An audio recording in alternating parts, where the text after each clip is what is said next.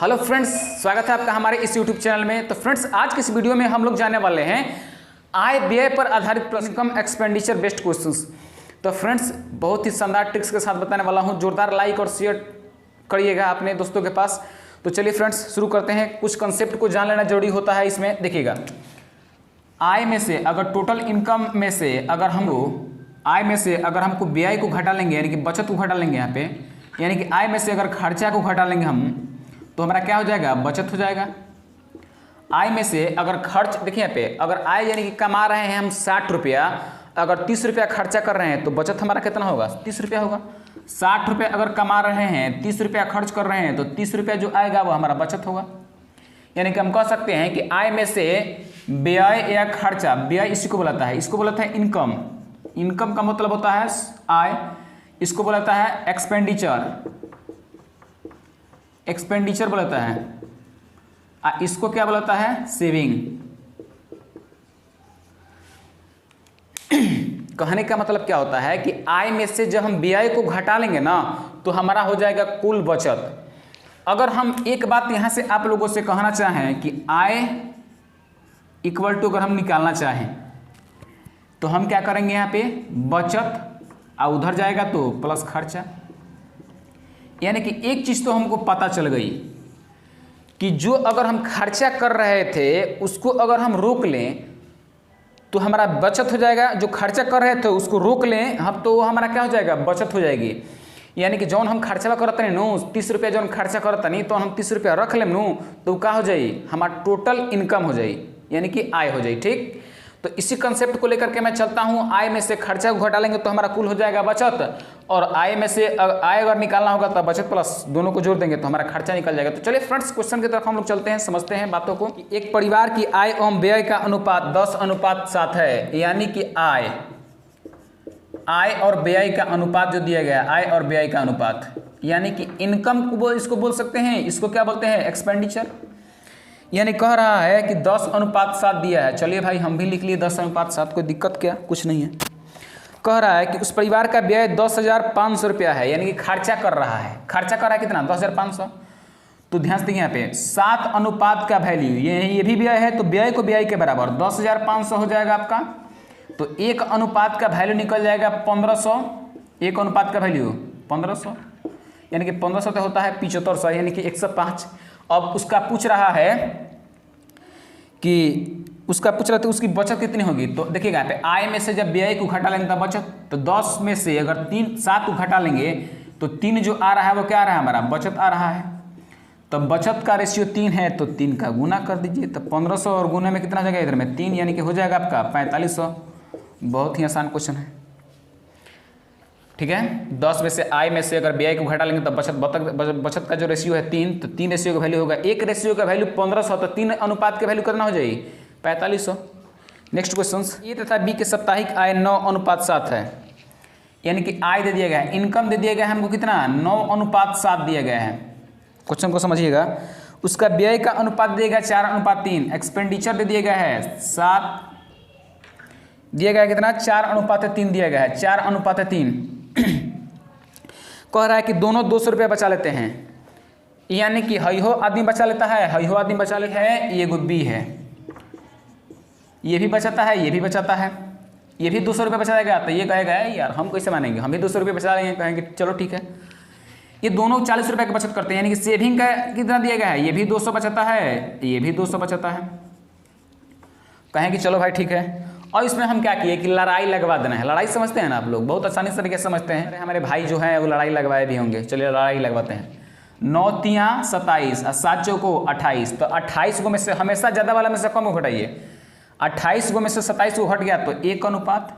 1 अनुपात का वैल्यू 200। तो इसमें कह क्या रखा है? कह रखा है क्वेश्चन में कि उन दोनों की साप्ताहिक आय का योग ज्ञात करना है। योग यानी कि देखिएगा, साप्ताहिक आय यही ना है, इनकम, तो इनको योग ज्ञात करना है। योग यानी कि 9 गो 7 गो 16 गो।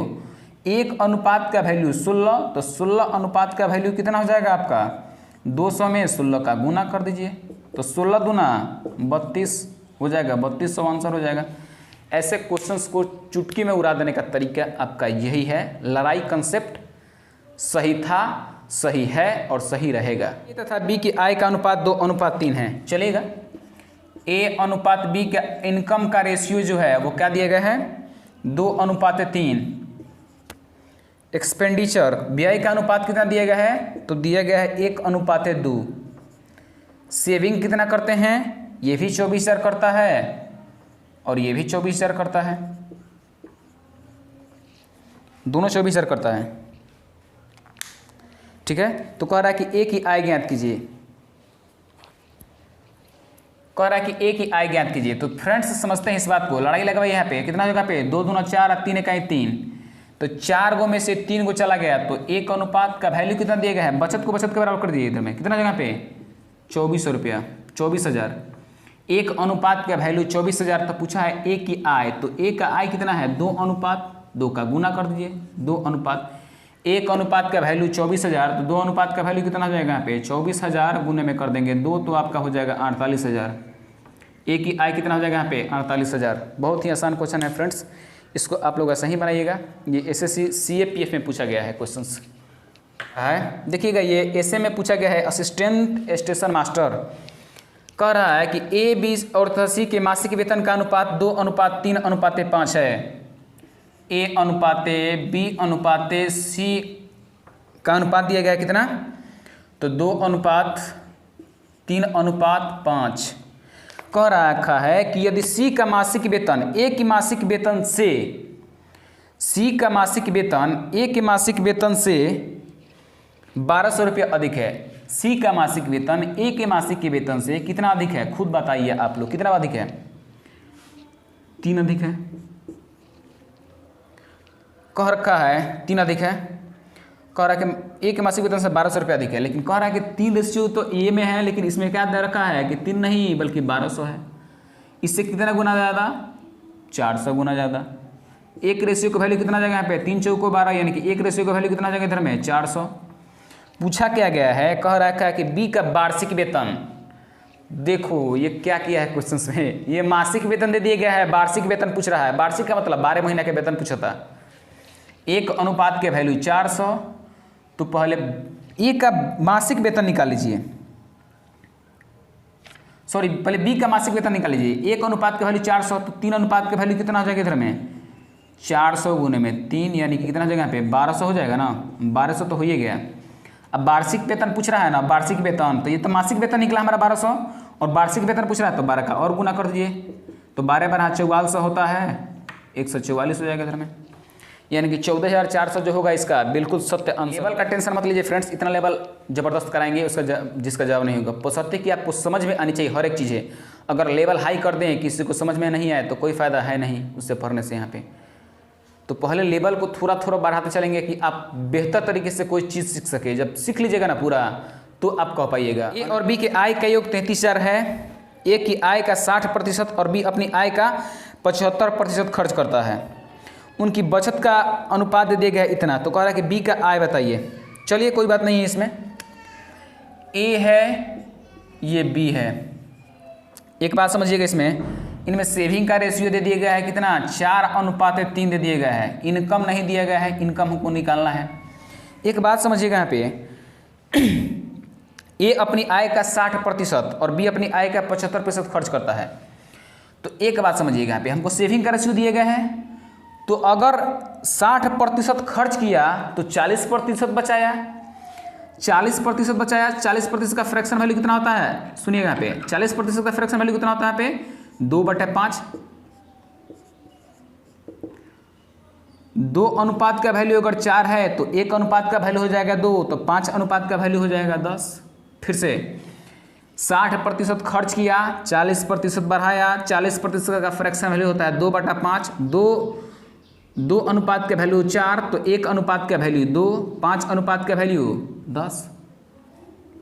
अब देखिएगा, अब कह रहा है नेक्स्ट कि बी जो है ना 75% खर्चा करता है। तो 75% खर्च किया तो 25% बचाया, तो 25% का फ्रैक्शन वैल्यू कितना होता है इधर में 1/4, यानी कि एक बराबर होता है 3, 1 अनुपात बराबर 3, तो 3 अनुपात बराबर कितना हो जाएगा इधर में 12। 1:3 तो 4:12, 1:3 तो 4:12। अब देखिएगा ये तो आ गया हमारा इनकम का रेशियो आ गया इधर में। अब कह रहा है ना कि इनका अनुपातिक इनका जो आय का योग दिया गया है ना वो 3300 रुपया है। तो इनको जोड़ लीजिए, 10 को 12 हो जाएगा 22 को, 22 अनुपात का वैल्यू हमको दिया गया है 3300, जो दिया गया है उसको उसके बराबर कर दीजिए, 33,000 है। 1 अनुपात का वैल्यू निकाल दिए, 11 से दोनों कटेगा, 11 दूना 22, 11 3 33, 2 से कटेगा, 2 से कितने बार में, तो 15 बार में। 1 अनुपात का वैल्यू आ गया 1500। तो पूछा गया है कि बी का आय बताइए, तो बी का आय यही ना है इनकम, तो बी का कितना हो जाएगा यहाँ पे 1200, तो 12 का गुना कर दिए, तो 1500 और गुना में कितना हो जाएगा यहाँ पे 1200, तो कितना हो जाएगा आपका 1800, नहीं सॉरी 18,000, कितना हो जाएगा आपका 18,000 हो जाएगा। आई फ्रेंड्स, आई होप कि आपको समझ में आया होगा, अगर नहीं आया होगा तो फिर से एक बार रिपीट कर लीजिएगा। थोड़ा सा फ्रेंड्स मैं बताना चाहता हूं कि आप लोगों को परसेंटेज इसके पहले वाले प्ले लिस्ट में जाइएगा तो आपको परसेंटेज मिलेगा, प्रतिशत पढ़ाया गया है, फ्रैक्शन वैल्यू सबका बताया गया है, उससे बनाइएगा तो आपको ज़्यादा बेहतर रहेगा। उसमें 1% फंसने का चांस नहीं, एकदम आराम से ट्रिक लगाकर आराम से बना सकते हैं। सबसे शॉर्ट तरीका यही है, दुनिया का सबसे शॉर्ट तरीका, इससे शॉर्ट तरीका कभी नहीं हो सकता है कि ए और बी के वेतन का योग 2100 रुपया है। ए अपने वेतन का 80% खर्च करता है, बी अपने वेतन का 70% खर्च करता है, उसकी बचत का अनुपात दे दिया गया है। तो पहले हम लिख देते हैं कि ए अनुपात बी के बचत का रेशियो कितना है, सेविंग का रेशियो कितना हो जाएगा आपका 4:3 दिया गया है। तो ए का वेतन कितना होगा, ये ए का वेतन पूछ रहा है, एक बात समझिएगा यहाँ पे, ए का वेतन पूछ रहा है। तो ए कह रहा है कि 80% खर्च किया है, तो खर्च का रेशियो तो हमको दिया नहीं है, हमको बचत का रेशियो दिया गया है।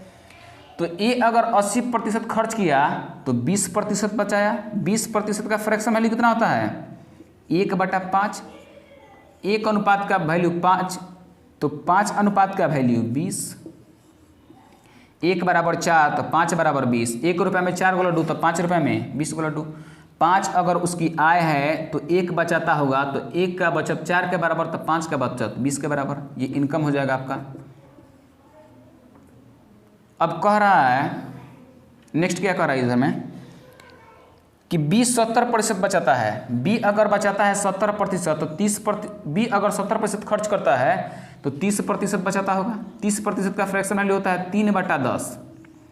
10 अगर उसकी आय है तो 3 होता बचाता होगा, तो 3 बराबर 3 तो 1 बराबर 1 तो 10 बराबर में 10, 3 बराबर 3 तो 1 बराबर में 1 तो 10 बराबर में 10। अब क्वेश्चन में क्या कह रखा है कि उनके वार्षिक उनके वेतन का योग 21 है, तो 20 10 कितना हो जाएगा आपका 30 हो जाएगा।